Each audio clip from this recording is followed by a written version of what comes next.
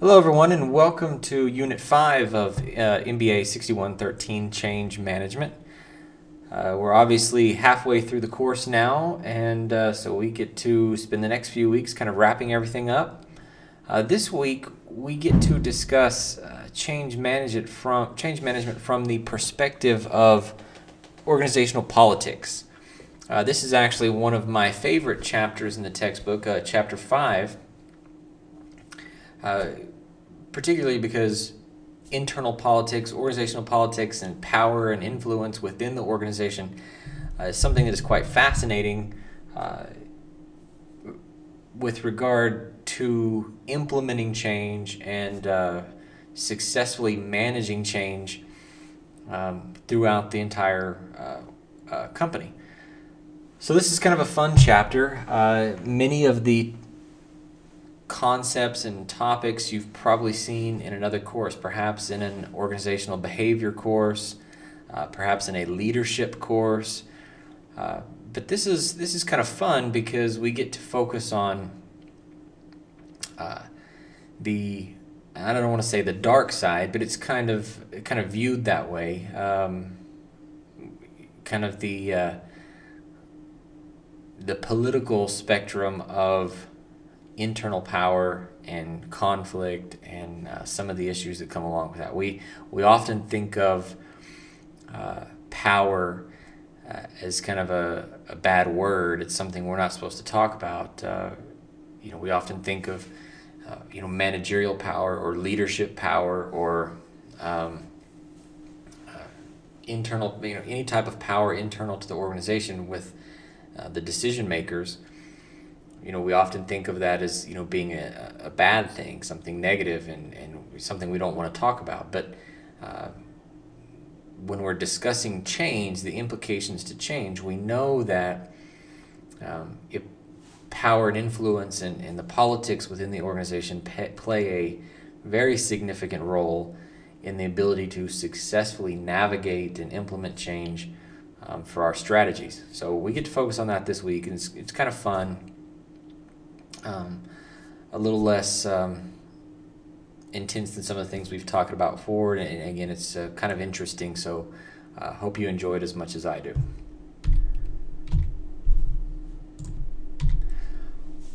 Okay, so organizational politics. We've, last week and kind of the weeks before, we've discussed organizational structure, and we've talked about organizational culture, and kind of some of the dynamics that take place within a company.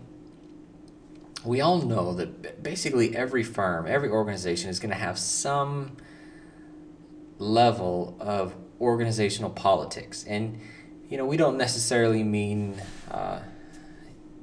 the whole political persuasion at the global level, Republican, Democrat type of thing. We basically mean what's taking place within the organization, in terms of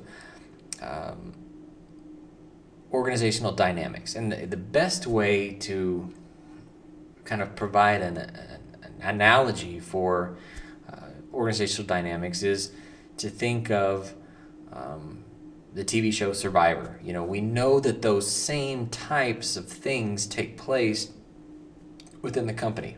The forming of groups and cliques, if you will, alliances within an organization, emergent of certain leaders and those people with more influence than others, whom supports whom, and whom, kind of the backstabbing and all of those things that take place on the TV show Survivor. We also see those things take place within the organization. We know that the way a group has a tendency to kind of come together and be able to function together as a team, as a group, kind of go through those four stages: the forming, storming, norming, and performing. That if you've seen that in another class, that's very common of something you'd see on the TV show Survivor. A group is formed and comes together, and then goes through that phase and then moves to the storming phase. And the reason it's called a storming phase is because it's very rough and kind of tumultuous, and a lot of turbulent times, and conflict takes place. And then the group kind of weathers that storm and moves into the norming phase, which the group begins to develop norms, which is kind of normal ways of operating, set routines, who's responsible for what. And then the group begins to perform. So it kind of goes through that, forming, storming, norming, and performing step-by-step process. And you see that take place again, in Survivor, when you have these individuals dropped off on an island, and their teams are formed, and then the conflict takes place, and then leader emerges, and then set roles begin to form and come together, and everybody kind of figures out their place in the team, in the group, and then hopefully they perform as a team, and that kind of thing. Well, the same thing takes place in an organization, and the same type of politics, the same type of back and forth, the balance of power, whom controls what resources. And it's important for individuals, and we use the term change agents quite often. When we refer to someone within an organization who's trying to implement change and trying to get the organization to be a part of some kind of changing activity, we refer to those individuals as change agents, or agents of change, so to speak. But in order for individuals that are responsible for implementing change to be successful, there's absolutely a need for a certain level of political skill. Because as we've mentioned before, any new policy, procedure, way of doing things, any change that is going, anytime we're trying to change an organization or change a culture or change a structure, we're trying to do something differently, there's going to have to be support and influence and resources from all kinds of different areas. And so if that change agent, that manager, executive, that person responsible for implementing change doesn't have the skills to gain buy-in, kind of garner support for this initiative, collect resources, get people together, then there's going to be a challenge. It's not going to work out very well. And we also know that the more far-reaching and the more wide-reaching the change is, that the more people that are affected by that change, it's going to intensify the political behaviors kind of surrounding that particular topic, that particular change initiative. The political behavior will intensify, either, again, forming of alliances to oppose the change, or redistribution of resources to keep the change from happening. All kinds of different things can take place within the organization that will affect, politically, political things will take place either to support or hinder this change initiative. You might have other department heads or other VPs or other executives that are opposed to a particular type of change, and they're kind of allying together to keep it from happening. And so the primary change agent for the initiative that you're looking to implement, that individual's got to have some level of political skill to navigate those organizational politics. Because basically implementing any type of change will require some level of influence and power to make the change happen in a way that is effective. There's got to be someone with some level of influence and power implementing that, or helping implement that change. So those are the things we're going to discuss here. We're going to talk about power, and we're going to talk about kind of strategies for influence and power. But it's important to know that in order to successfully implement change, we can talk about change, and we can all understand that even if we all agree that this change is needed, and that's the ironic thing, you can be working within an institution or working within an organization or a firm that fully recognizes the need for change, that fully recognizes that something has got to be different. In order to remain competitive, you've got to do things differently. In order to remain competitive, you've got to change. Or in order to be more profitable or more marketable, we've got to change something. Yet, to actually change is an entirely different story. There's a marked difference between recognizing the need for change and actually changing. It's no different than something we might experience in our personal life. We might know of something that we need to change in our personal life.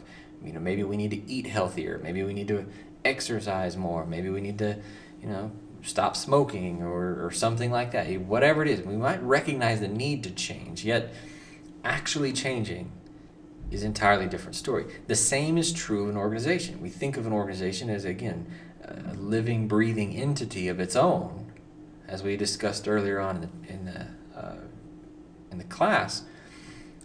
So it's going to experience those same challenges.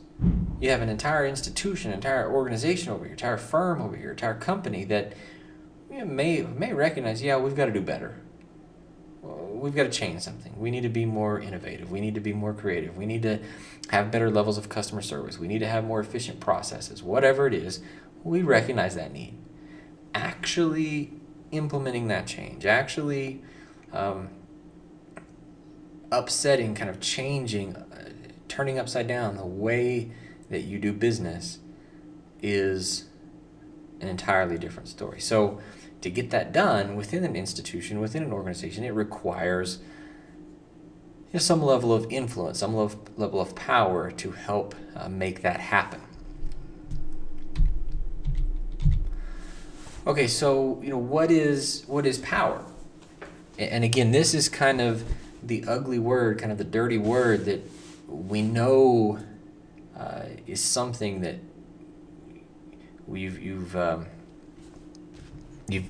you have that takes place in an organization. There are individuals with power and influence within the organization. Yet we don't like to talk about it because we feel like it shouldn't be there. We feel like that this power and influence shouldn't exist. For some reason, we think it's bad. For some reason, there's this negative connotation or negative image with power.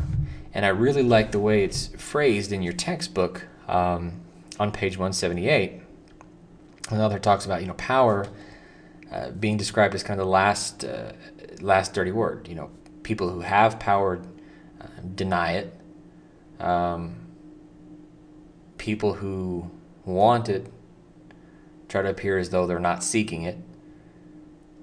And people who are good at getting it are very secretive about how they got it.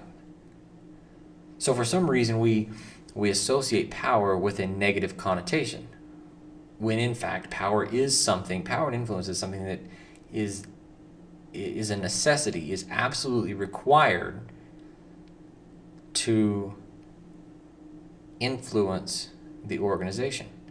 And so the negative connotation of power might come from any number of places. We think that it's immoral or wrong to have power, perhaps, or perhaps we think that by having power, we are setting ourselves up for kind of painting a target on our back, perhaps. There's any number of reasons that, for some reason, we think power is a bad thing. We think power and influence is something you're not supposed to have. And, it might come perhaps from the idea that less people within the organization have power and influence than people who do have power and influence. And so less people, more people, there are more people that don't have power and influence within the organization than there are people that do have power and influence. So there are fewer people without it, fewer people without power than there are people with power. There are fewer people without influence in their firm organization than there are people with influence and power in their firm. And so perhaps because there's a majority of individuals within the firm who don't have it, someone with power might think feel like they're not supposed to for some reason.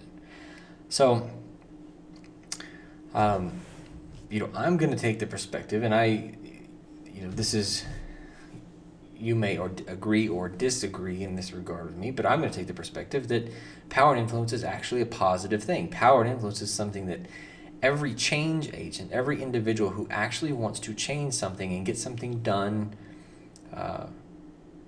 for the good of the firm, for the good of the organization, for the good of the project, trying to get something actually completed and done. Start their own business, even if it's not within the organization, whatever it might be, that influence and power is a positive thing. Now, obviously, we can make the case that, socially speaking, from a sociological perspective, there have been instances in history when power and influence have been used for negative purposes and nefarious reasons, very harmful to society's people, and that is absolutely true. I mean, we can name countless examples throughout history when power and influence has negatively impacted whole societies. We know that exists. And again, this is not a leadership class, or this isn't leadership philosophy. You'll probably see that in another class. But from the perspective of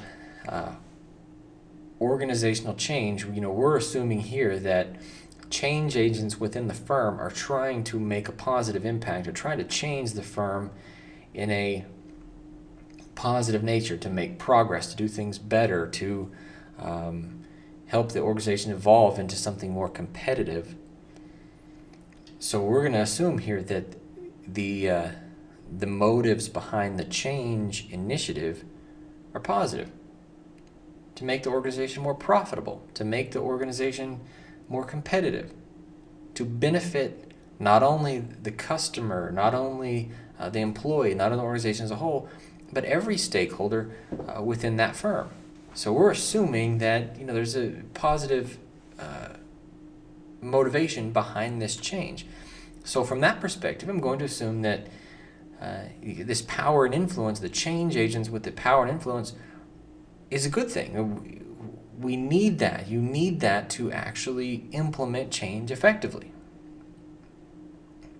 So, what is power? Again, I'm not going to take the perspective that power and influence is a bad thing. I'm going to say power and influence is a positive. It's something we should practice at maintaining, gaining, maintaining, and continue to grow, because we want to be more influential within our organization. So what is power? Obviously, power influences whom has access to resources. Whomever has power also has access to resources. And that should say who. I apologize. But resources within the firm. Who gets the budget resources for this project? Who gets the budget resources for that project?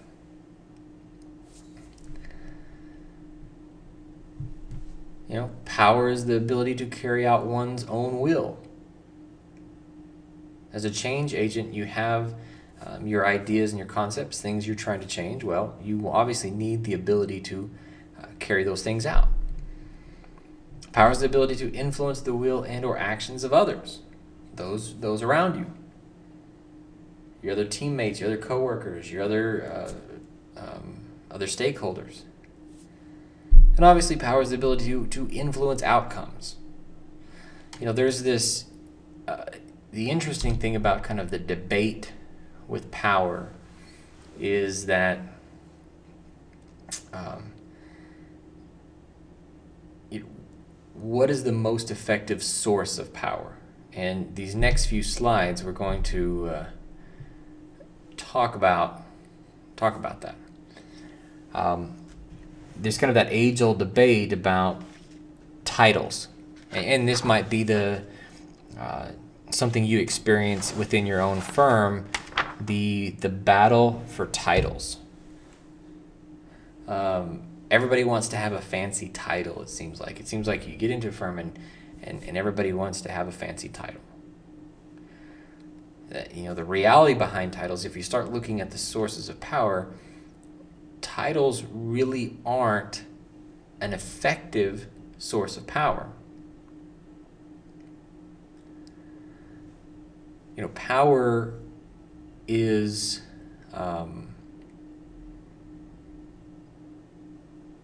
most effective. Sources of power that are most effective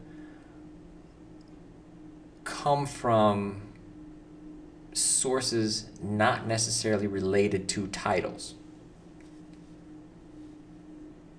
There's the old saying that a true king never has to point to his crown. And that kind of the inference there is that a true king, someone who has true power to influence the lives of others, to get other people to either follow him or her, or to get others to do what that person wants them to do, should never have to point to their crown, should never have to point to their title and say, you do this because I am the king, you do this because I said so, because I'm so-and-so. A true king never has to point to his or her crown. Not his or her, I guess king would be his, queen would be her. So a true king never has to point to his crown. Well, a true king, a true person of power, a true person of true respect and leadership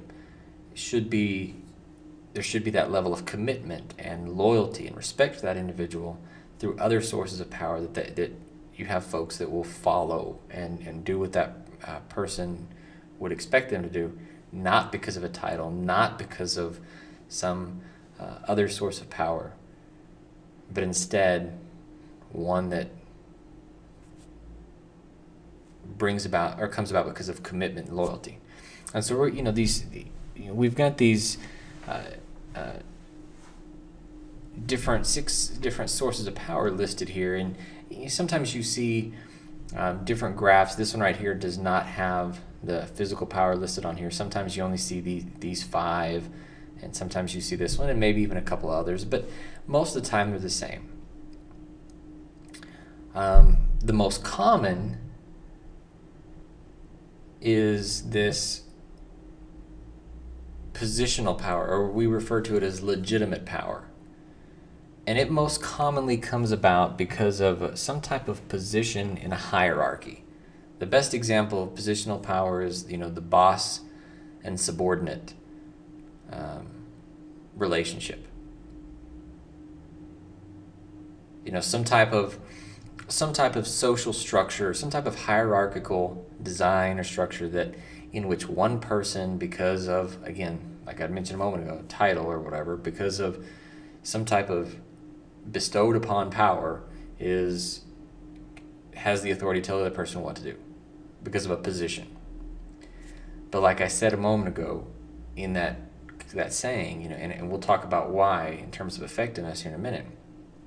Why I say, true king never has to point to his or his crown. The positional power only has a certain level of effectiveness. There's also expert power. Power that, some type of power that comes about because of skills or knowledge. You've heard of the phrase, knowledge is power. That's really where this right here comes from.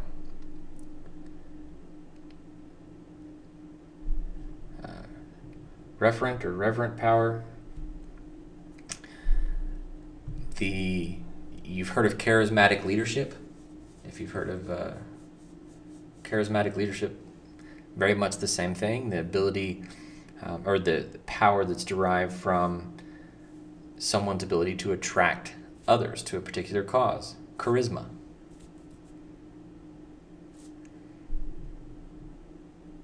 Reward power. Power derived from, obviously, the ability to reward somebody in some way, shape, or form. Coercive power. We derive power, this type of power, by being able to force someone to do something against their will out of perhaps fear or punishment for non-compliance or something of that nature. And finally, physical power. This is actually power derived from strength or size, or the ability to actually physically make someone do something. So we can pretty much summarize any source of power and influence within an organization into kind of one of these 6 categories. But the question is, what's most effective?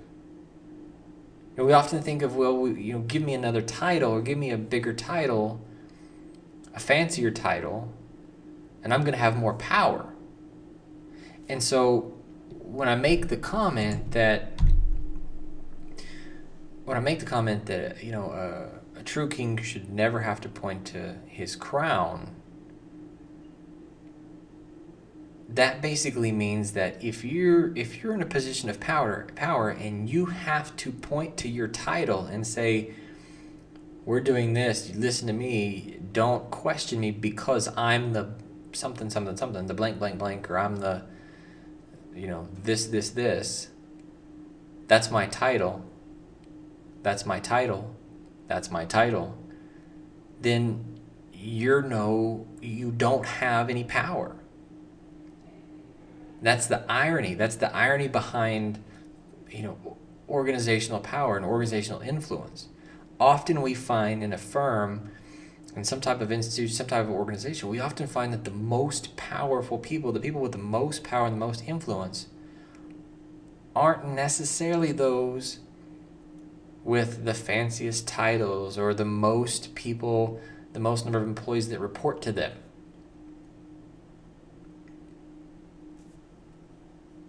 You might have there might be another department or another executive or someone in your firm that has all these different responsibilities and all these different people report to them, but they may not have any respect or power or influence in the organization at all.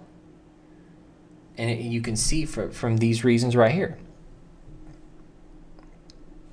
Coercive power, the power of coercion, when we try to force someone to do something against their will,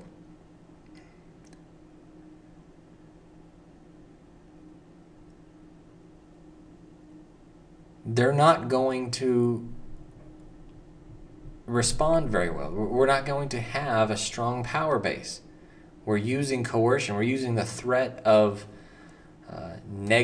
some type of negative feedback, some type of punishment, or some type of else to try to get people to do things. And if you think back to some of the things said earlier in the class, when this class began, and I'd mentioned, people will resist control more than they resist change. People don't want, your employees, they don't want to be controlled. They will resist control more than they resist change. So if given the option of either control or change, they'll change. But there's just a certain level of commitment here, a very low level of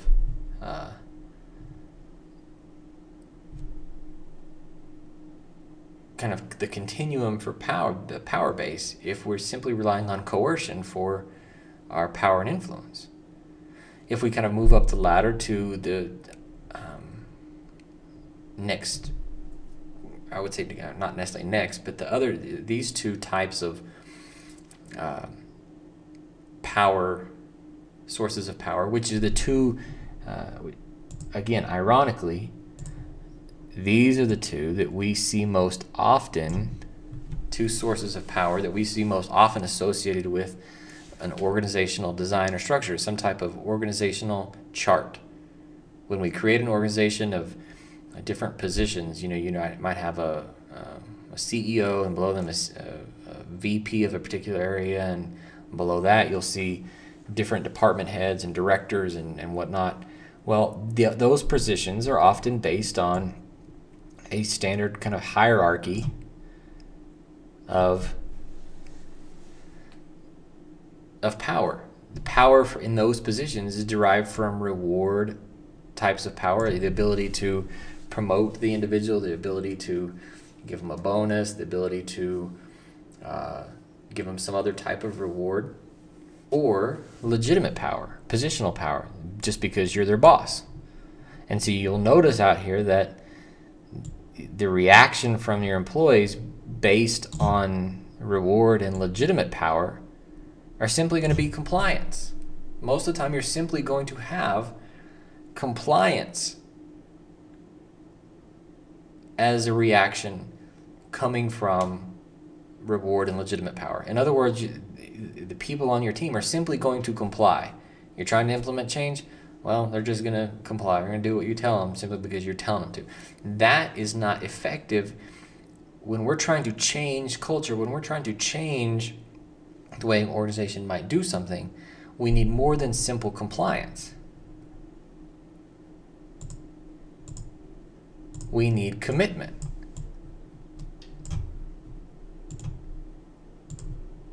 We need commitment. And you see that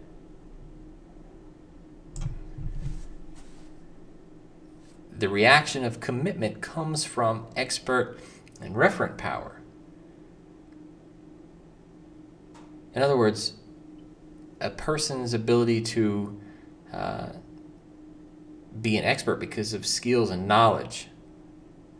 A person's ability to be derive power from their charisma, ability to lead and attract others to their cause. So the strongest reaction, it's the strongest power base, is going to be derived from that expert and referent power.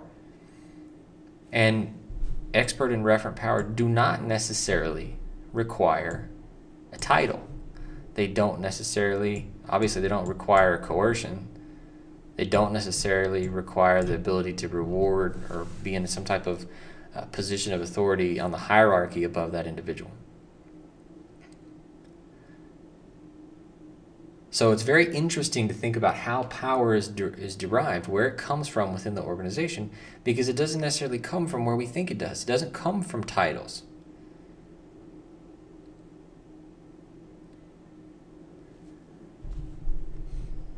The last slide here discusses some strategies and skill sets for managing organizational politics. We've got some strategies out here: character strategies, awareness, proactive, and protective strategies. Because anytime we're managing politics within an organization, we can kind of think of what is it we're trying to accomplish. Are we simply trying to focus on our own character within the organization? Are we trying to be more aware of the organizational politics to become more involved? And as you notice, as we move up this pyramid, our involvement and engagement in organizational politics gets greater and greater and greater. Are we starting to engage in some proactive strategies to become part of and influence the organization? When we start getting to this point, we start getting into these proactive strategies. Now we're talking about we're actually becoming change agents. Now we're moving up this. We know the corporate buzz. Okay, we understand what's going on in the organization. Now we're trying to manage perceptions, enhance a power image, and start doing some lobbying for our cause. If we're trying to change an organization, we're moving up in these different levels of strategies here. And now we're actually fully engaged at this point. We're actually fully engaged in lobbying for our cause. Well, as you can see, up here? Well, the next step involves protecting. Once it's clear, we start with our integrity, and we kind of start to garner support, and there's people that know who we are in the organization. We understand the corporate buzz. Then we start networking, promoting, enhancing our own image, start communicating, and all of a sudden out here we're now fully lobbying for positions of power and change within the organization. Then we're exposed and we're fully out there. Now we've got to start engaging in some protective strategies. So you'll see the level of skill sets, internal and external skill sets, that are required to be able to effectively implement change. Yet these aren't things that we talk about openly. These aren't things that we encourage our business students to say, go out and learn how to do this. Go out and learn how to be political. Go out and learn how to engage in the political influences within an organization. Yet you'll see, particularly with regard to change management and innovation, these are some of the most important things you can learn. So as you read through Chapter 5, you're going to go through some of these same things. I hit the highlights of Chapter 5 here, but Chapter 5, if I have to tell you, any chapter that you should definitely read word for word, all the cases, all the illustrations, it's definitely Chapter 5, because it's very interesting and very important in your ability to implement change within your firm. Some of it you've probably seen before. It might be in a psychology class or an organizational behavior class, but it does play a key role, because you're now at that point, and when you're talking about your MBA here at this level, you're now at that point where these are the types of skills that you need to be successful if you're going to be tying change to strategy and whatnot. Okay, so that's all I have for this week. Hope you enjoyed it, and we'll see everyone next week in Unit 6.